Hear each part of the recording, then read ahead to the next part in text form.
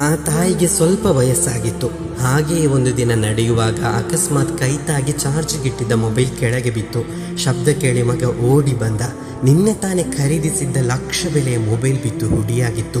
ಮಗ ಕೋಪದಿಂದ ಅಮ್ಮನಿಗೆ ಸಿಕ್ಕಾಪಟ್ಟೆ ಬೈದ. ಕಾಣಲಿಲ್ಲ ಮಗ ಅಂದ್ರು. ಕಣ್ಣು ಕಾಣದಿದ್ದರೆ ಒಂದೆಡೆ ಕೂರ್ಲಿಕ್ಕಾಗಲ್ವೇ? ಮತ್ತೆ ಗದರಿಸಿದ. ಅಮ್ಮ ಮೌನಿಯಾದಳು. ಕಣ್ಣಿನಿಂದ ಹರಿದ ನೀರು ನೆರಿಗೆ ಹಿಡಿದ ಗಲ್ಲಗಳ ಮೂಲಕ ಹರಿದು ಹೋಯಿತು. ಸೊಸೆ ಬಂದು ಗಂಡನಿಗೆ ಬೈದ್ಲು. ಆಕಾಶ ಬಿದ್ದು ಹೋಯ್ತಾ? ತಪ್ಪಿ ಅಮ್ಮನ ಕೈಯಿಂದ ಬಿದ್ದದ್ದು ತಾನೆ. ಅಮ್ಮನಿಗೆ ಯಾರಾದರೂ ಬೈತಾರಾ? ನಿನ್ಗೇನು ಗೊತ್ತು ಹಣದ ಮಹತ್ವ? ನೀನು ಸುಮ್ಮನಿರು. ಅಮ್ಮ ಅಳುತ್ತಾ ತನ್ನ ಕೋಣೆಗೆ ಹೊರಟಳು. ಮಗ ಮತ್ತೆ ಬೈಯುತ್ತಾ ಕೆಲಸದ ಕಡೆ ಹೊರಟ. ಅಮ್ಮನನ್ನು ಸೊಸೆ ಸಮಾಧಾನ ಮಾಡಿದಷ್ಟು ಮತ್ತೆ ಮತ್ತೆ ಹತ್ರು.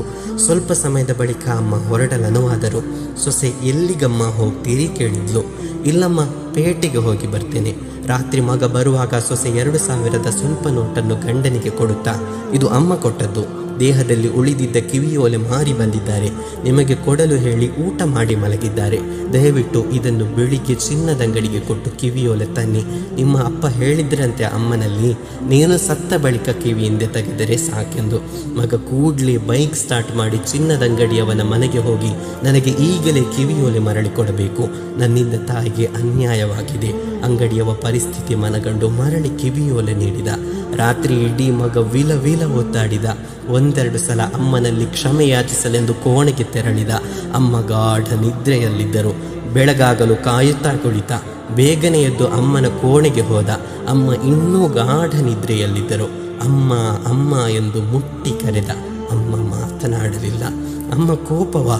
ನನ್ನ ಕ್ಷಮಿಸಮ್ಮ, ನನ್ನ ಮನ್ನಿಸಮ್ಮ ಎಂದು ಮುಖದ ಬಳಿ ಹೋದ. ಅಮ್ಮನ ಪ್ರಾಣ ಪಕ್ಷಿ ರಾತ್ರಿ ನಿದ್ದೆಯಲ್ಲಿಯೇ ಹಾರಿ ಹೋಗಿತ್ತು. ಅಮ್ಮ ಅಮ್ಮ ಅಮ್ಮನ ಕಿವಿಯೋಲೆ ಕೈಯಿಂದ ಜಾರಿ ಕೆಳಗೆ ಬಿತ್ತು. ವಬಿಲ್ವಾಲಿದೈನಿ ಇಹ್ಸಾನ ಇಮ್ಮಾ ಯಬ್ಲುಗನ್ನ ಇಂದಕಲ್ ಕಿಬರ ಅಹದುಹುಮಾ ಔ ಕಿಲಾಹುಮಾ ಫಲಾ ತಕುಲ್ ಲಹುಮಾ ಉಫ್ಫಿನ್ ವಲಾ ತನ್ಹರ್ಹುಮಾ ವಕುಲ್ ಲಹುಮಾ ಕೌಲನ್ ಕರೀಮಾ. ಮಾತಾಪಿತರೊಡನೆ ಸೌಜನ್ಯದಿಂದ ವರ್ತಿಸಿರಿ ಎಂದು ನಿನ್ನ ಪ್ರಭು ವಿಧಿಸಿರುವನು. ಅವರ ಪೈಕಿ ಒಬ್ಬರು ಅಥವಾ ಅವರಿಬ್ಬರು ವೃದ್ಧರಾಗಿ ನಿನ್ನ ಬಳಿಯಲ್ಲಿದ್ದರೆ ಅವರಿಗೆ ಛೇ ಎಂದು ಹೇಳದಿರು. ಅವರನ್ನು ಜರೆಯದಿರು. ಅವರೊಂದಿಗೆ ಗೌರವಪೂರ್ವಕವಾಗಿ ಮಾತನಾಡು.